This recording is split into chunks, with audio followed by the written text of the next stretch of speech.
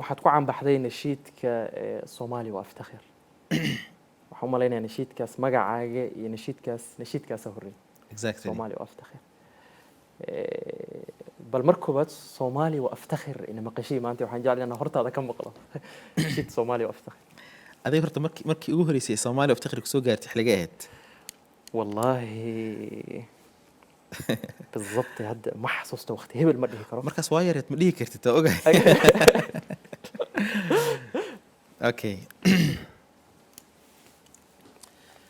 صومالي وأفتخر وحنيني سيستمر وبلادي ستزدهر صومالي وأفتخر مقديشو هي القمر هرقسة هي الأغر كسمايو أحبها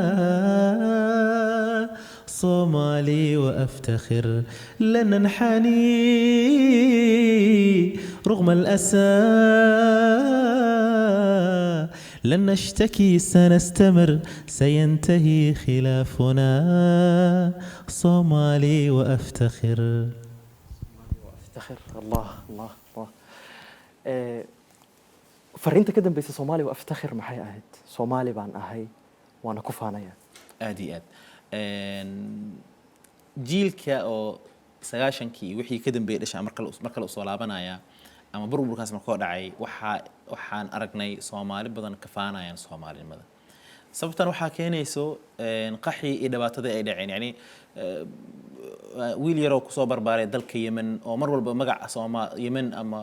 Sacuudiga ama Imaaraadka ama Suudaan ama meel on ahaato magac Soomaali marka la keenan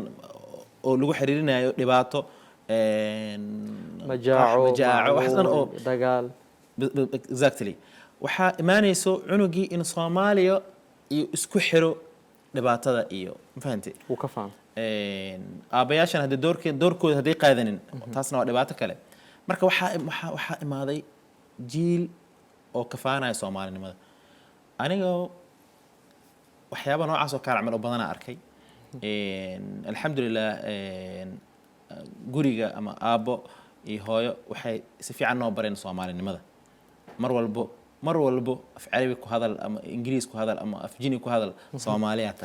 taasina bareen waxa tarbiya wanaagsan ha marka alxamdulillah waan u mahadcelinay aabo iyo hooyo waxaan arkay ilmo ka faanayaan Soomaalinimada dad badan Soomaalinimada ka faanayaan sidaasaan ku alifay Soomaali waa aftakhir fariimo badan way ku jireen laakiin tan ugu muhiimsaneed waa yani waxa la dhahaa qofka hada jeceshahay waxa ugu weyn oo qofkaas u sameynaysid waa inaad ku faantid صح dadka ina barid qofkan adiga waa jeceshay soo maahan aad weyn fariintaasina waxa muuqatay in fariin qalbiga ka soo galay because aad bay u caanbaxday aadi qayb weyn bayna ka ahayd anaga dalkeena waan jecelnahay waxaana daliil u ah waa ku faanaa dalkayga waa jeclay kaliya waa jecel naaqus ah laakiin hada ku faantid markaas dalkaaga si fiican u jeceshay